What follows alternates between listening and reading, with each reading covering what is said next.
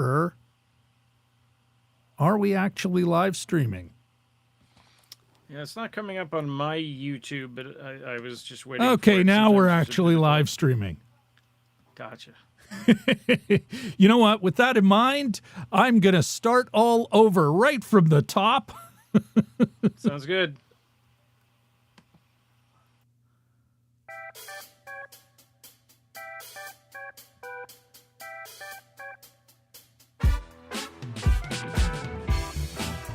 Well, hello, everybody, and welcome to another episode of Jim and Rob Over-Analyze Movies, the live video podcast for people who love to talk about movies as much as they love watching them. Yeah. I hope everyone's kind of digging not just the tunes, but this restart. We had a bit of a false start there, folks, but maybe that's better anyway, that it's working out the way it is. Tonight we are going to be talking about the 2022 dystopian, I suppose we could call it, dystopian sci-fi flick from Lithuania, Vesper. Anyway, where are my show notes? Let's get with the show notes. Robbie needs the show notes. Yes. Okay. Here's the log line. Struggling to survive with her father after the collapse of Earth's ecosystem, 13-year-old Vesper must use her wits, strength, and biohacking abilities to fight for the future. A future apparently brought to you by Monsanto. This Lithuanian, Belgian, French co-production was written by Christina Buozite, Bruno Samper, and Brian Clark. It was directed, and not the first collaboration between Buozite and Samper. It was directed by Buozite and Samper. It stars Raffaella Chapman, Eddie Marsan, Rosie McEwen, and Richard Brake. Now, for the social nutrition checklist, for whatever reason, it's not coming up with an accurate thing, so you'll just have to trust me on this. Would it qualify for a reframe stamp? Given it's not American, that's a big fat no. That said, I'm going to give it that because it is directed by a woman and it stars a woman, so they would at least meet that first bar and maybe further, notwithstanding the fact that it didn't meet the very basic qualification, be an American film. Next one was, is it union made? Who the bleep knows? Oh, I even think I have one of those. Who the fuck knows? Anyway, we've got, it's just, I have been unable to find a way to identify European films, whether or not they're union made. Can't tell from the credits, and it's really difficult to search it. If anyone's got some suggestions out there on how I can find a European film, I would really appreciate that. Anyway, moving forward, does it pass the Bechdel test? Yes, it does. And is it class conscious? Initially, I was going to say no. That said, there was a great little bit of dialogue between two of the characters about, I don't know, halfway through the flick where I'm like, oh my goodness, yeah, there is class analysis here. Anyway, so yeah, I'm saying this is a 75%er. Anyway, with that out of the way, it's time for, there's no historicity. So with that out of the way, it's time to welcome back not only the master co-host, but also I think the campaign chair for the Mayor Vaught for Amityville, or Amity. I don't know, nice little coastal town, nice little holiday town. Welcome back, Mr. Chaboyko. How are you doing, my friend? That's Mayor Vaughn, dude. He'll keep those beaches open. It even says it on my shirt. Unlike the rest of those those shark loving pinkos, those hippies, upstate New York. Yes, that's Yeah. masquerading as Massachusetts. But anyway, that's a whole other kettle of fish. Hi, how are you doing? Pretty damn good, Jim. Pretty damn good. And I'm kind of jazzed to talk about this flick. Although I gotta say, before we start, what did you spoiler free now? Before we get into the spoiler zone, what did you think of this darker take on filth collection and filth collectors? Brought to you by the Lithuanian Council of Tourism. Come along, mud never disappears. Yeah, no, it's dreary, boy. But and as a matter of fact, we were going to run this last week. We had some technical difficulties, so we just repeated it for last week. So I watched it last. That's all part of my explanation. I watched it last week, and I felt it was so downbeat and I like movies that take their time, but I thought anyway, I watched it again this weekend and I liked it a lot more. I thought I could take once I knew everything how it transpired, it made it easier for me to sort of follow along. But it's pretty dark, and she doesn't have a lot of people on her side, so we'll just leave it at that. But it's a rough little movie in a lot of ways. Yeah, very little joy, very little joie de vivre. Almost a why are you guys trying so hard to live? See what the point is. But I also did that first scene, and I just couldn't get it together. But I'm like, wow, this is when does King Arthur roll by as she collects, as she digs up filth. It's like, I was thinking of the it's almost like they watched the Holy Grail, Monty Python's The Holy Grail, and went, we could really run with those filth collectors. Anyway. There was I watched it on Prime, so there's all these fun facts if you hit the mouse the wrong way, and it was funny too, because I was thinking this is real sort of potato eaters territory, referencing the Rembrandt picture of a bunch of Dutch farmers joylessly eating potatoes, and it apparently the cinematographer did take some cues from Rembrandt, so that was kind of just coincidental, but in that kind of like, what an existence. You know what? Let's get into. I think let's get into the spoiler zone. Sorry. Sure. The spoiler zone.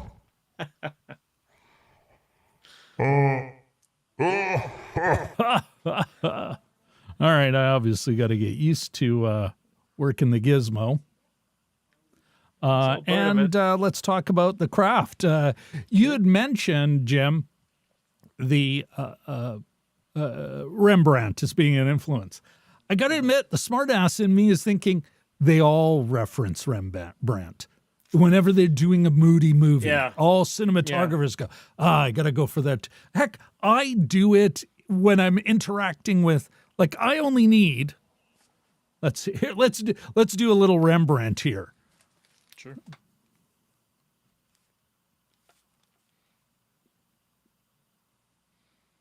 Are you playing with the lighting? There we go. Rembrandt. 17th century Dutch podcasters.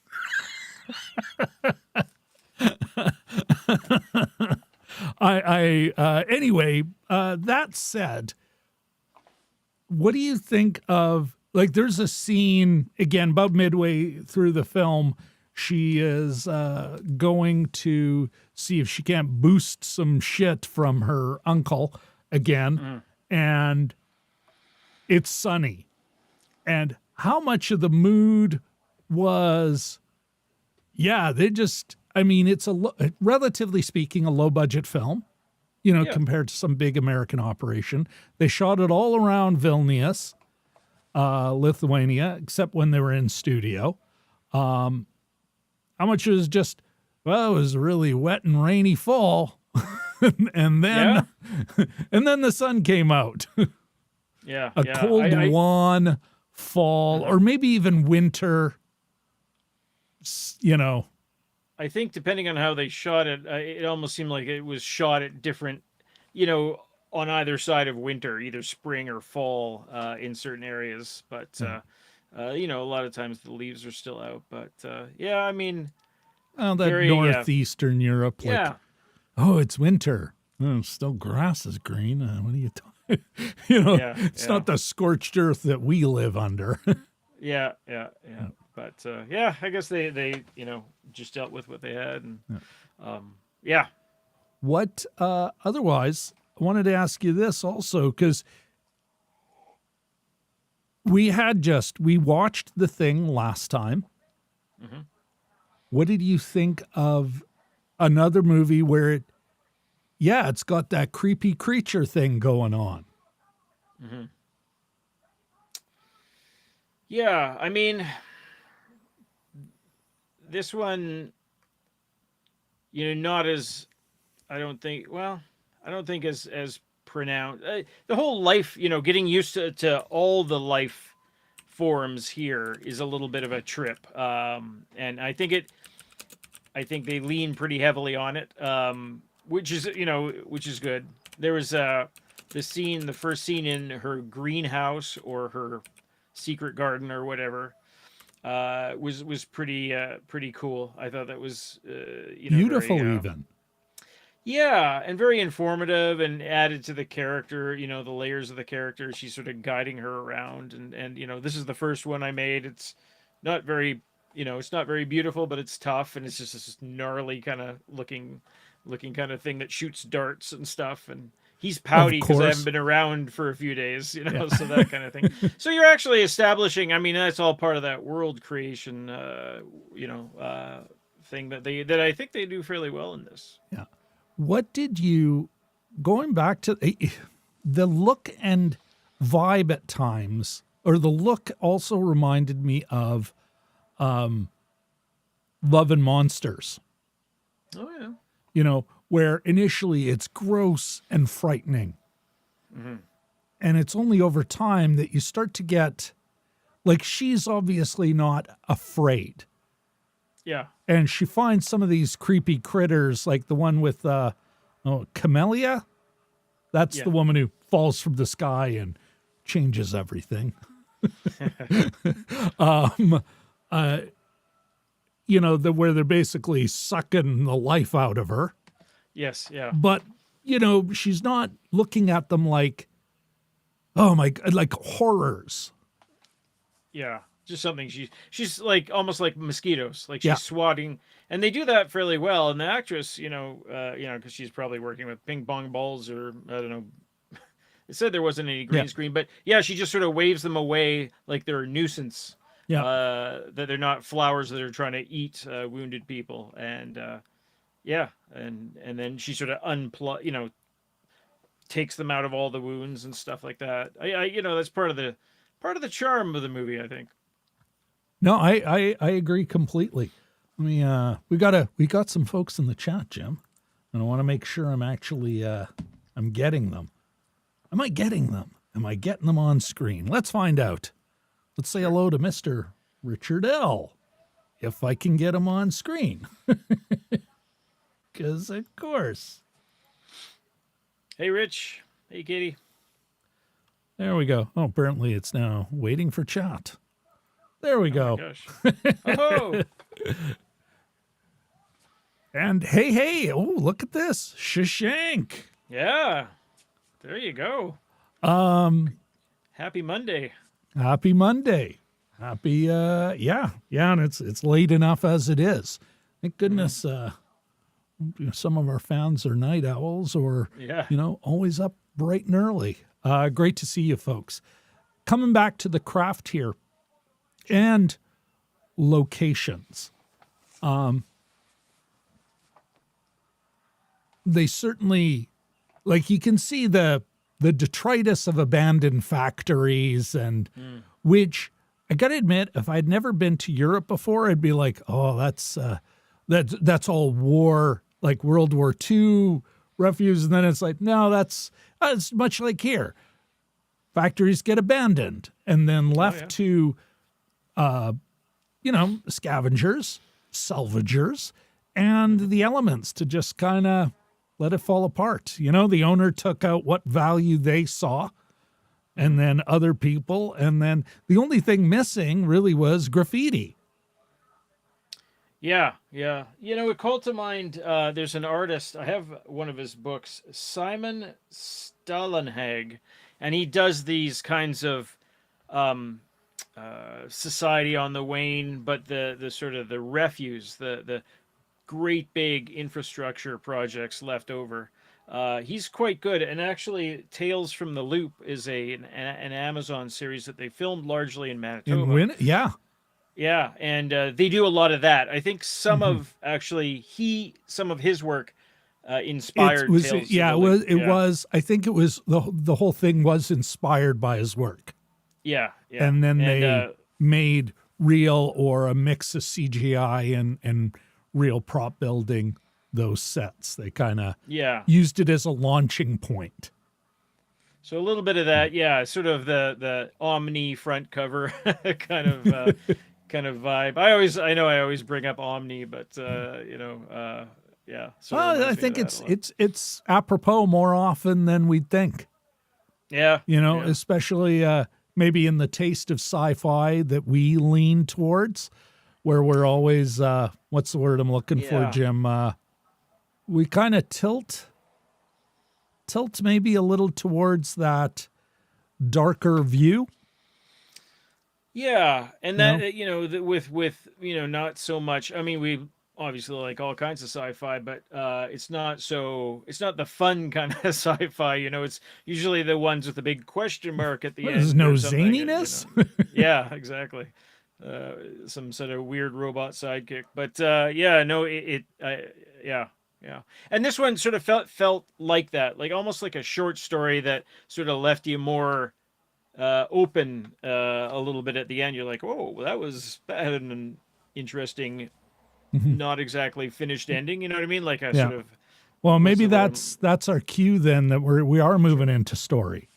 And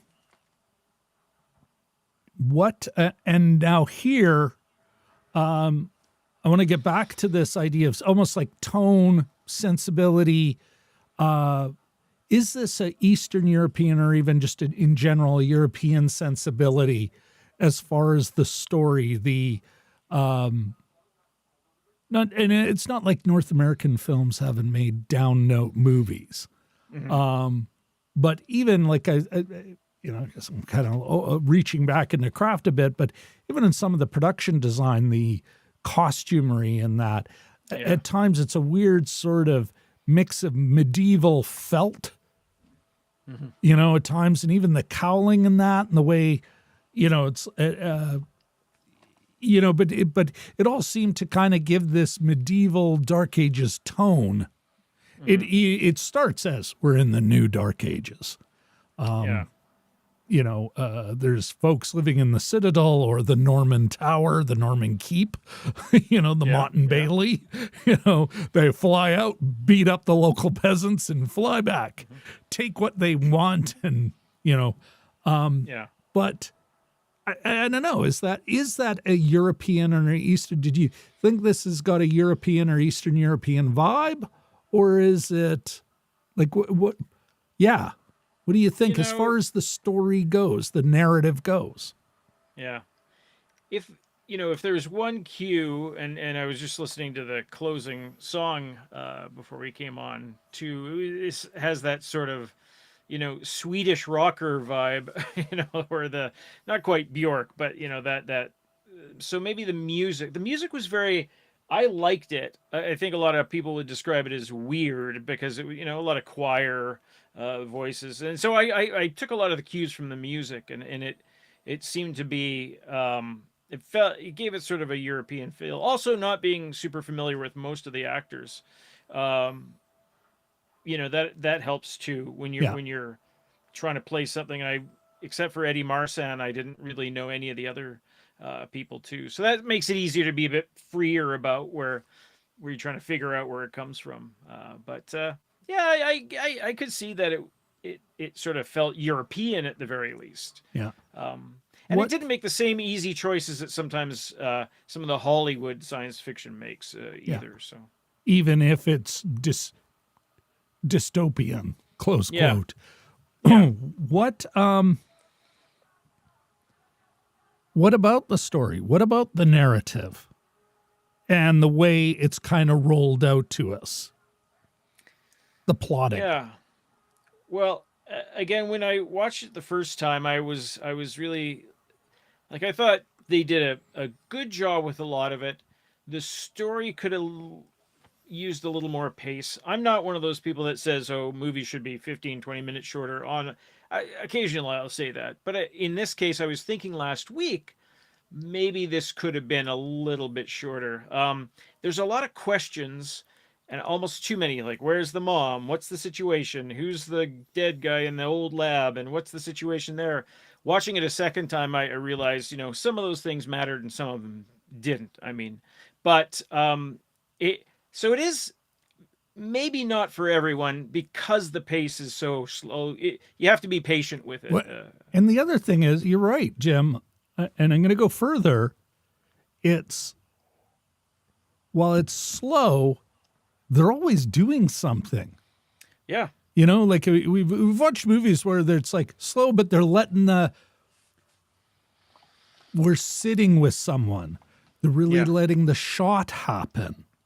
Mm-hmm. Like they're sitting in the, no, they're always doing something. And you're right. It's like maybe some of this stuff didn't need to be did. It could have been, it may have been part of the narrative, but it didn't need to be part of the narration. Yeah. Yeah. I mean, ultimately, I thought, again, I have a different feeling about it this week. I liked it a lot more now that I knew everything that had happened and I knew what to watch for and things like that. Not everyone gets the luxury of watching a movie twice, but yeah, I mean, it is something. It maybe not for everyone. That's about the only thing I would say. You have to you do have to be patient with this one. Yeah. Anything else as far as the story goes that you wanted to add before we move into the meaning of the piece? The whole the point of it all. Yeah. I was I'm just looking at my notes here.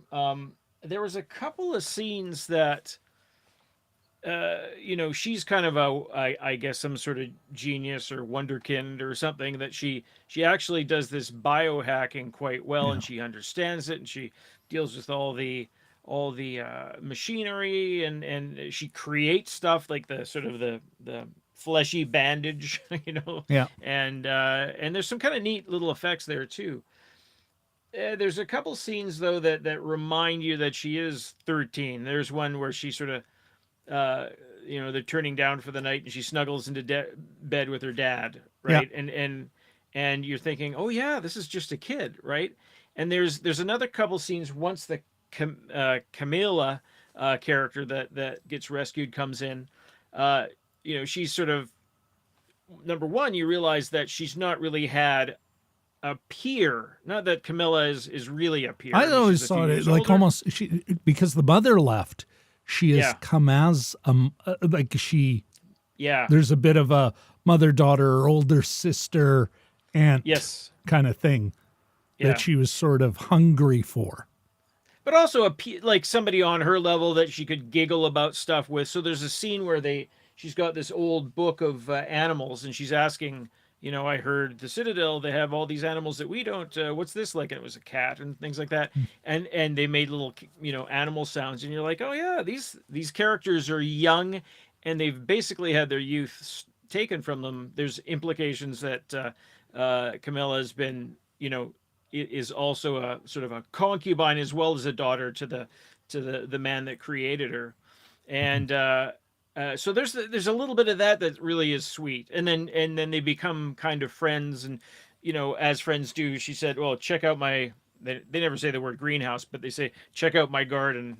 Check out what I've been working on," and that was kind of a nice reveal kind of scene as well. So those, in terms of storytelling, nice subtle little scenes, kind of reminding you that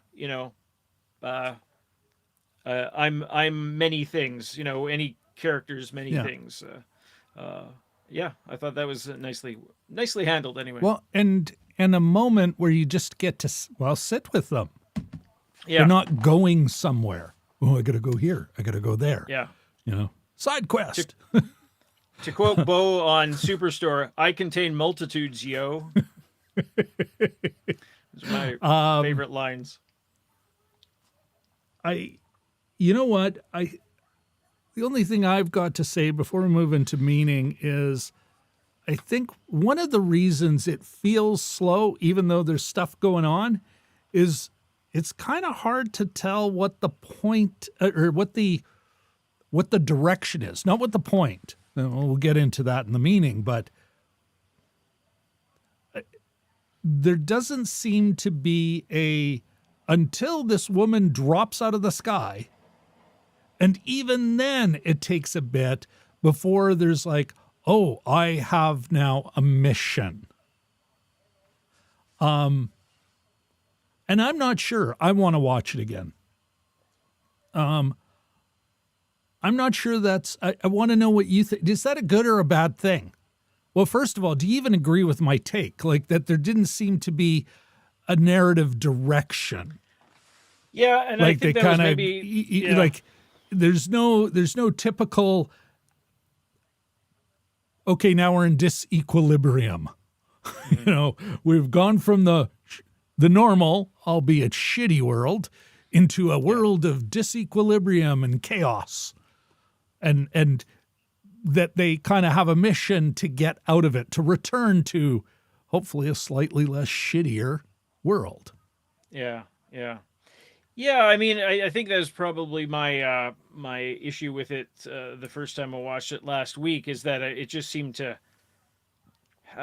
take a while to come together. Yeah. And not that I was hugely frustrated. I'm always there for the ride. It's a 2-hour movie, so it's not like it's a 8-hour, mini series or something like that. So, and don't get me wrong, I mean, I'm not. Yeah. There are complaints, but they're not. Yeah. And then this isn't Yeah, exactly. Avatar 2. I need a drink. This is Exactly. way better. Yeah, no, I think you're onto something there, because I was trying to figure out, like, I like characters that breathe. I like something that takes its time. I don't like the quick cuts all the time. I like story. I like getting to know the characters. And this, and when I was having problems with it, I thought, well, what's wrong with me? Because it's doing the things that I typically like to ask of a movie, like slow it down a bit, let us, from time to time, let us get to know the characters, that sort of thing. Well, let me ask you this. And it did this, so does yeah, but this I think you're onto need? something. Well, but wait, even as you're describing that, maybe it is either it needed to be 10 to 20 minutes shorter, or add half an hour. Oh yeah, that's maybe good. it needed Yeah. more time to bring some of those, to extend a little further, to give us some of those other storylines, to learn a bit more, to even like Eddie Marzin's character was Jonas. Yes. We get a couple of moments where we can almost sympathize with him, but maybe if we learned a bit more about him and his brother and their relationship, we could have, gotten a little more invested. So, Yeah, all right. yeah. Let's move into, you know what, Jim? Let's get into the meaning, the point of it all. And I wanted to ask you this. This is one of the things that sort of occurred to me. There was a moment, Jim, in the film where talking about the jug, that miserable creature, who Jonas makes one of his kids kill, basically engineered slave labor. Later on, we find out that and this is where I think it becomes a class conscious film. We learn from Camellia, who's basically, we find out, is just a higher end jug. Ugh, woof. That, the folks on the outside are going, we could do that shit work that you're using the jugs for. And the Camellia says, they really like control. And I'm like, well, this is late stage capitalism. It's like, sure, we could use human beings to do it, but this machine gives me no pushback. Yeah. And just that idea is that the Citadel, the gated community, let's say, would, it's like, what? Well, we'd rather you starving outside and us use these things than employ you this way. I think goes right to the heart of a legitimate fear of where capitalism is going. And I'm like, yeah, that is, it's a subtle moment. But I think that really kind of that changed my mind. What was always otherwise, we've seen it in every other dystopia, the very few at the top and the unwashed masses. And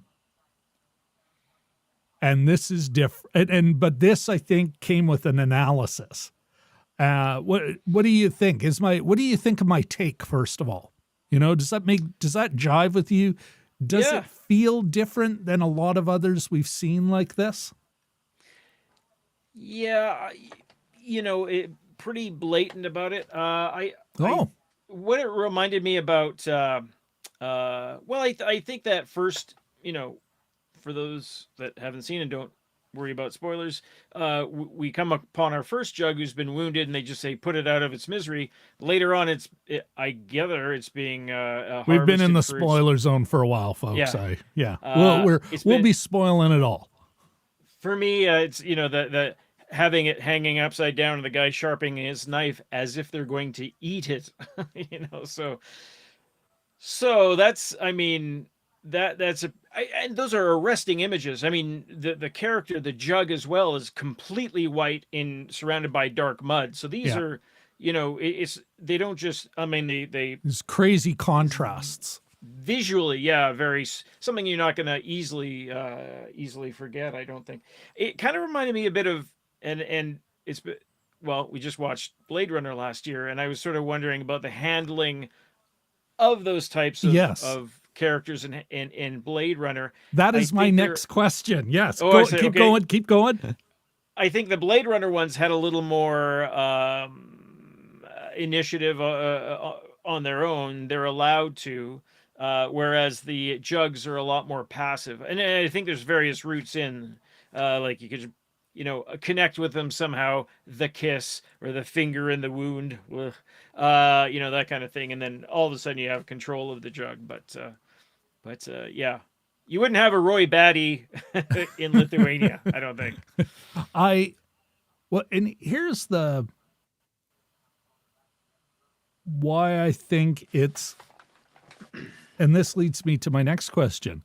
I just, first I'm going to push back just a little, or just maybe just to say I disagree. The blatancy is, again, like every other, like we've seen this, in some respects, we've seen this movie before. Mm-hmm. The horrible dog eat dog world outside the tower on the hill. I think it's the moment where they actually talk about that. Sure, we could use that, but we like control, or the folks in that I thought was, I think it's just a moment, but it is so much more than a lot of other sci-fi films that kind of run through the same stuff, including Blade Runner. Here's my other question. I certainly have thoughts on this, but I wanted to ask you, do you think they missed an opportunity to talk about what makes a human human, a la Blade Runner 2049, or what makes a being anything human, you know? Yeah, I mean, I wonder if that would have added even more to it. It's funny you mentioned that. Going back to adding another half an hour and Yeah, exactly. My wife and I watched After Yang yesterday, last night, and great. on the list, baby. Anyway, continue. Yeah, Sorry. it's really good, and they do ask some of those, but it's a different movie, and and there's not really any antagonists even in After Yang, really. It's just more dealing with grief and things like that. But yeah. So sorry, what was the original question? Okay, do you think they missed an opportunity to talk about that? There's already a lot in the movie. There's a lot of questions in the movie. So maybe that would have just added something. I think they're more angling more towards the whole notion of, and I wonder if this is something to bring it to our consciousness, biohacking, bioharvesting, control over seeds. I had a little note here. It said, this movie is Blade Runner plus Annihilation plus Percy, which was that Christopher Walken versus Monsanto movie. Yeah. But, so it seems that the point of this for it is also the poor treatment of other human beings. But I think the whole bio thing was top of mind for them in a way. And that's not to say you can't bring it up, but yeah, no, you're absolutely right. I think you're right. Even the biohacking, and I think this is the big weakness of the film. In the end, it makes the mistake. We need a technological solution, hacking. That's what'll get us out of this dystopia we've already created for ourselves. Mm-hmm. In that ubiquitous, let's say, internet control of our lives, social media giants, Facebook, Twitter, et cetera, et cetera. And this idea that, and again, this fetishization of the individual. And that isn't to say that sometimes individuals can be a genius but for every posture, there are thousands of things that are built on a huge stack of a ton of freaking effort, and I think that is that goes to the other the missed opportunity here. It's always, and I get that it's always difficult in a film to kind of try and spread out the credit and say, hey, it's a community, not an individual, because films work so well following a person. That said, these folks this film kind of goes for the easy. What are the kids? It's almost what are the kids worried about? You know what? The climate change. That's what they're worried about. Okay, well, let's make something about climate change, and then let's make something about the youth saving us, which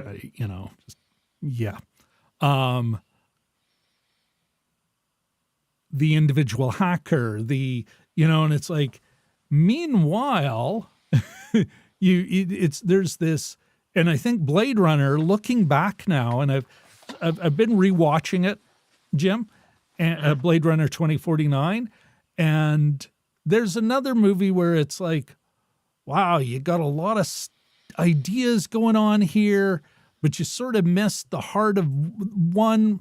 Like it's almost like and I think I said this before, but it bears repeating. It's like it dislikes its characters. This camellia is basically, I will sacrifice myself. Why? Why does the machine, this machine, let's say this bio machine, and it's like they're just getting used up. It's a resource human beings have created and will use and consume however we choose. I'm kind of running all over the place there, but I and maybe that's the significant flaw, not the movie ruining flaw, but the significant flaw with this film. Am I making any sense to you, Jim? Or Yeah, well, in particular, I think you're right about the sort of the individual, like it was a great eye roll. Eye roll. I wonder if there's a sound effect. Oh, good grief.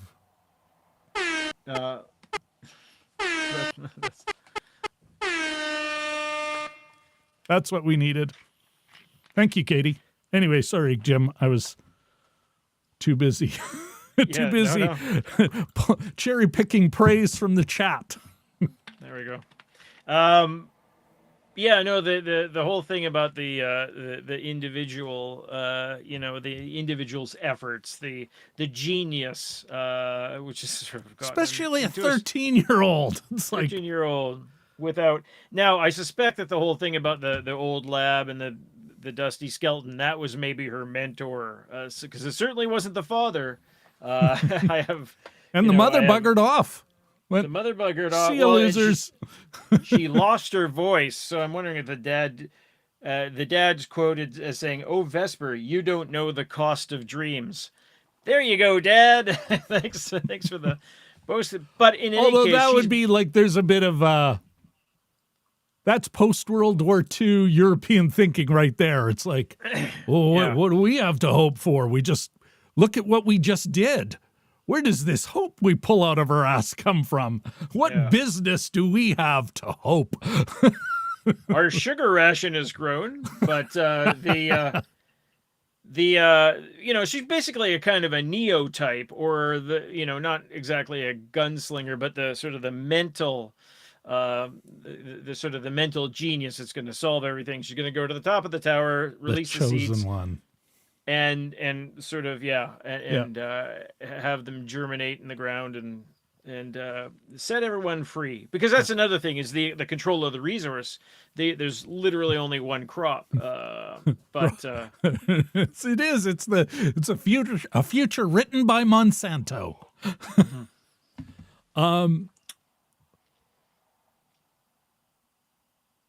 And of course, I mean, there's probably a lot more little messages we can pull out of here, little thematic moments. But if you were to give, what do you think the filmmakers are hoping we take away from this film? I think that there's danger in control of basically biological material that's just as dangerous as control of the airwaves or control of any other resource. I think it's just sort of, taking a look at, the future and where late capitalism, as you brought up before, might take us, sort of a direction, a little bit of a cautionary tale, but also just like, pay attention to pay attention to biotech. Basically, I think that's kind of because it makes you think about, that kind of thing. And it's not too far off. You're absolutely right. Yeah. From Monsanto, oh, we found seeds in your field. Those aren't your seeds. I didn't plant anything. Oh, even if it's the wind, it's your fault. So there's dangers there. There's dangers in ownership. Well, and that's, I think this is the contradiction cooked in this film. That is, the premise is that we tried to research our way out of this, to find a technological solution to our let's say our biospheric problems. And what we ended up doing is wrecking everything. although it seems like these citadels have a great deal of technology that they can, that they've just chosen to focus on themselves. Yeah.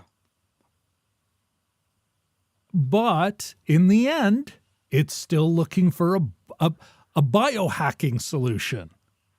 That there's another technological solution as opposed to, and I cannot think of anything right now specifically, but actually, you know what? No, I think one of the great, Love and Monsters.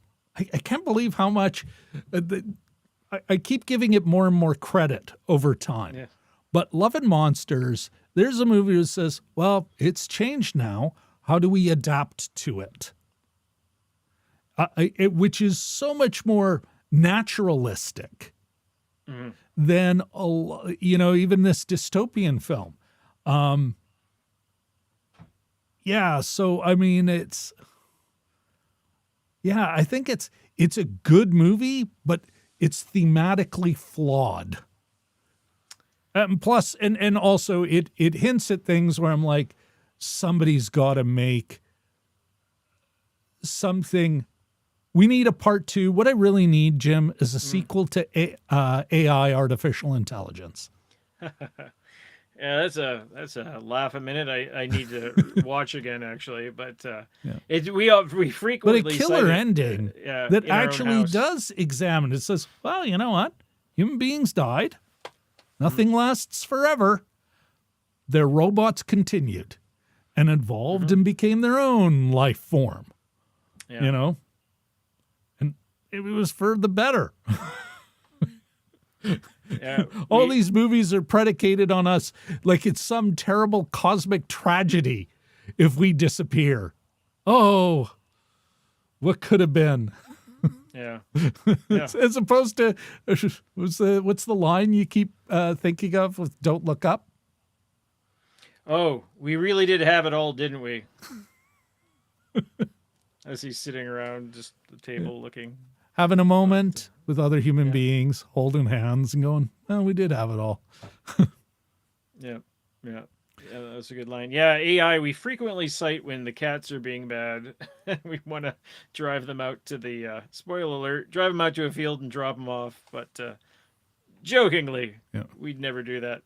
Katie's looking for, quick, before we get into final thoughts, Jim, or even the next movie, might be that time.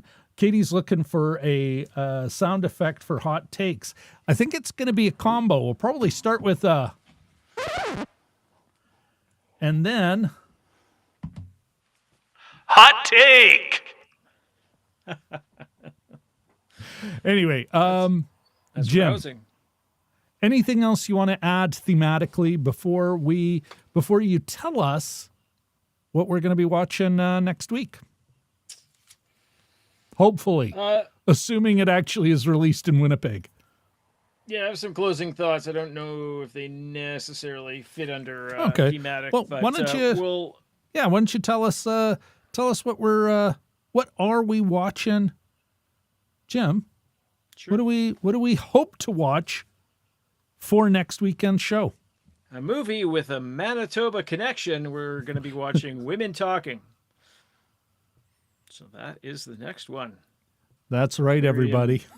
Taves with a heavy hand involved in that, and not that it's heavy-handed. Sorry, she's just very involved, is what I meant to say. But well, it's not exactly an upbeat story. It is also, and you know what? It is based on a true story about the Manitoba colony, Mennonite old school Mennonite colony in is it Bavaria? No. Bolivia. Thank you. Down south, yeah. Bolivia. And folks, I will pin, maybe what I'll do is I'll pin one of the articles written by a woman who'd been following that story when she worked for Time. Then she did a follow-up, visited there years afterwards, after the key case really is dug deep. Anyway, I'll pin that in the comment for this week's show, and of course it'll be in the description for next week's show. If you wanted to look into the rather disturbing true story that it's based on. Anyway, Correct. and yeah, written by Miriam Taves, the book, Sarah Pauly. So it's interesting because it's described as an American film. Yeah, I'm like, I was just going to ask. Canadian does director, that Canadian work? writer. you know, Manitoba's referred to. Okay, that's not necessarily Canadian, but you know, I can't think of a more Canadian film. But oh well, we can discuss that further next week. Of course, I will also, before we move forward, beg everyone one more time, if you haven't already, to please like and subscribe and ringy-ding that bell. Look at that. Oh, first one of the year, I think, maybe. I think it is, Jim. Yeah, don't think we And did it it's a during the thing I don't have. Yeah. Oh, I have an air horn. Analog versus I got a digital. Oh no, we have a showdown. What else do I have around here? I got one of those. All right. Let's get into one quick item. We are getting into final thoughts. And I wanted to bring up this comment. Richard L. Did a little research, found a site describing film production working conditions in Lithuania. It says no unions for film crews in the country. Thank you very much for doing that research. Well, that sucks. So likely not union-minded, though some parts filmed in France and Belgium. Yes. Thank you very much for looking into that, Richard. Yeah. Appreciate that. Okay, let's get into let's get into it, Mr. Jaboyko. Sure. Do you want me to kick off? Yeah, please. So just a couple notes here. What I assumed initially from the trailers was a robot is not a robot. It's a way for the bedridden father to travel along with the kid, but still super cool. I thought it was a really neat sort of, I don't know how new it is, if it's an invention, but the floating head that goes along with. You didn't catch? I caught that play right away. I thought it was a great story device. No. I'm saying I did. Idea. I don't know if they've done similar things in other movies. Oh, yeah. Yeah. When I saw the trailer, I thought this is obviously a robot. When I got into the movie, it was like, he's not really talking like a robot. He's talking like Marvin the Paranoid Android from Hitchhiker's Guide. But I thought, it's because he's not really a robot, is he? And then it turns out that it's the father traveling with the girl. That's a great question. Folks, chime in. Either comment below or chime in the chat now. Have you seen that done in a movie? Like, I know it's been done. That idea of that remote for somebody's like that's not a new idea, but I think it's a new film solution. Yeah, super cool though. Like I really liked it, and a little face kind of painted on it, and well, it's the volleyball. Yeah. In was it Shipwrecked or whatever the hell, Castaway? Yeah, Castaway. Tom so I Hanks. thought that was a young Tom Hanks. In the line of sort of robot, sort of whatever, in the line of robots in science fiction or something resembling a robot is another edition. Looked pretty cool. The other thing too is, watched After Yang last night. And then, we watched this one as well for this week's show, obviously. And it just sort of occurred to me that when you and I were growing up, you'd hit the video rental store and we'd look for science fiction. Not all the time, but we'd basically at some point be looking for science fiction. And we were kind of starved after Star Wars and everything else came out. It's like, more of this, please. And just the wealth of the stuff out there. There's science fiction for kids. There's more mature science fiction. There's downbeat science fiction. There's really a wealth to the point. I haven't even finished Tales of the Loop. It's hard to keep up, which is a good thing. But, back when we were sort of in Video Zone, in the 80s, and there was like a small section of the store. Could you imagine how much, going forward, how much, I hate that phrase, going forward, but anyway, in the future, how much science fiction there would be just available through streamers. It's really quite, it's quite cool. And there's a lot out there. There's a lot of resources for it. There's a lot of interest in it, obviously, and all kinds of people doing it. What can you do on a lower budget that you just not doable even 20 years ago? Never mind 50 years ago. Yeah, you know what? Your lower budget. What can be done on a low budget? I'm thinking of Everything Everywhere All at Once in Oscars. I don't know, these stupid award shows. All right, for myself, Jim, I come back to that. I think there was a missed opportunity here. The talk about what makes us human. Why do we consume each other? Why is our whole thing based on there's, and maybe I'm being too harsh on the film. You think about when she comes upon Camellia. What is, there is a bit of a biological, that is, you die and you become food for something else. But I really want to see something that